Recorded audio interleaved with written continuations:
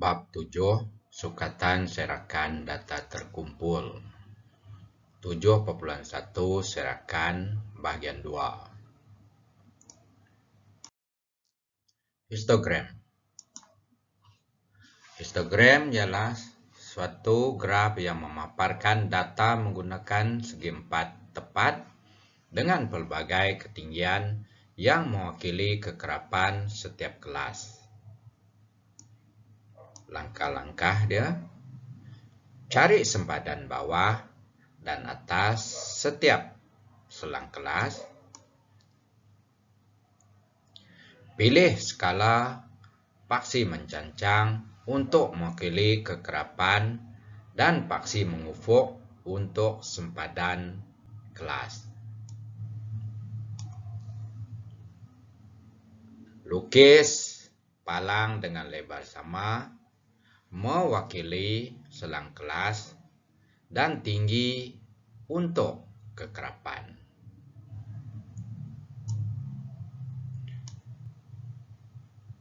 Poligon kekerapan.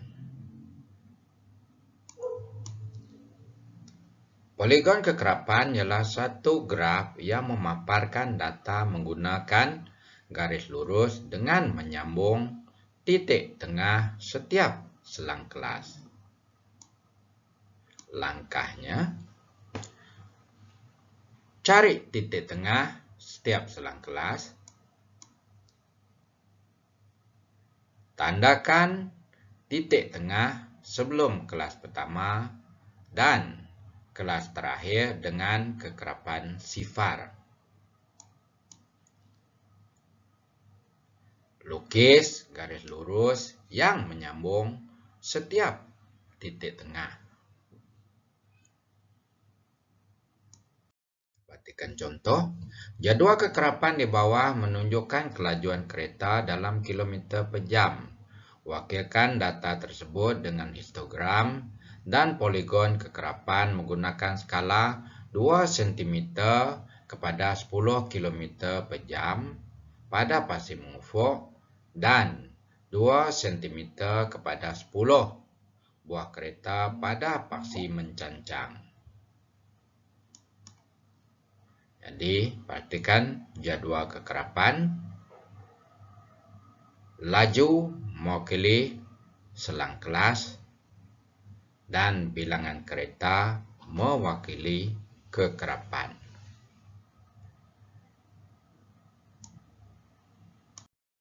Penyelesaian: kita bina jadual seperti yang ditunjukkan ini dan cari titik tengah untuk selang kelas pertama, yaitu 60 tambah 69 dibagi 2 menjadi 64,5. Dengan pengiraan ini kita juga gunakan untuk selang kelas yang lain. Selepas itu kita cari sempadan bawah selang kelas yang kedua. Itu dengan 69 tambah 70 dibagi 2 sama dengan 69,5 untuk sempadan bawah. Dan selang kelas kedua untuk sempadan atas 79 tambah 80 dibagi 2 menjadi 79,5. Jadi dengan selang kelas yang kedua kita boleh cari sempadan bawah dan sempadan atas untuk kelas-kelas yang lain berdasarkan corak selang kelas kedua. Apabila jadual ini siap, barulah kita boleh melukis histogram.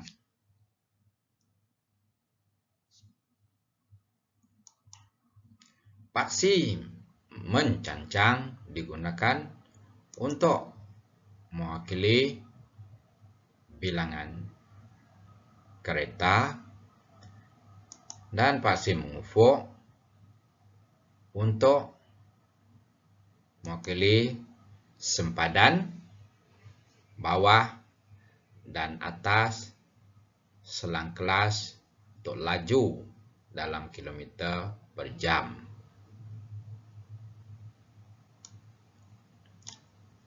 Selepas itu barulah kita boleh melukis histogram berdasarkan nilai bilangan kereta.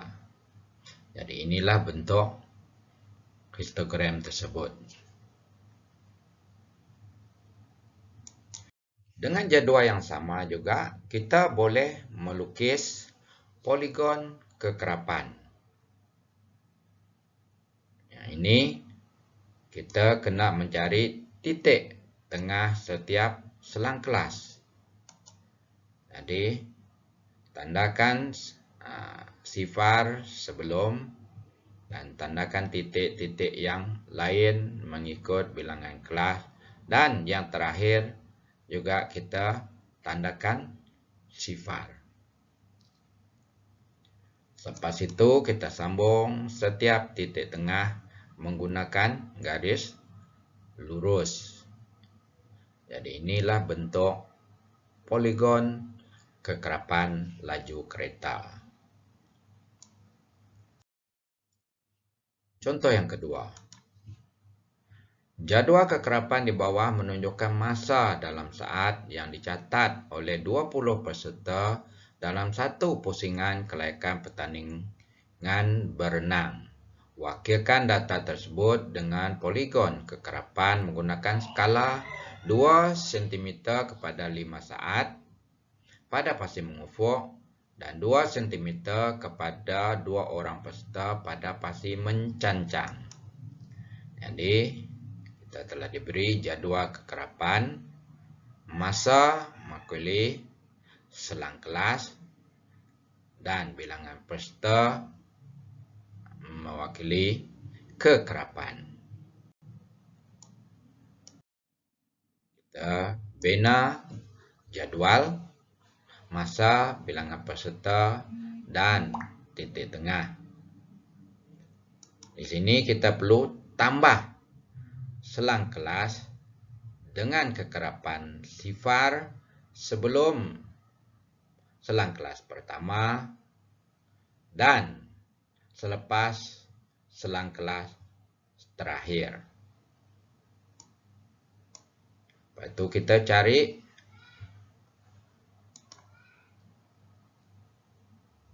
nilai titik tengah bagi setiap selang kelas.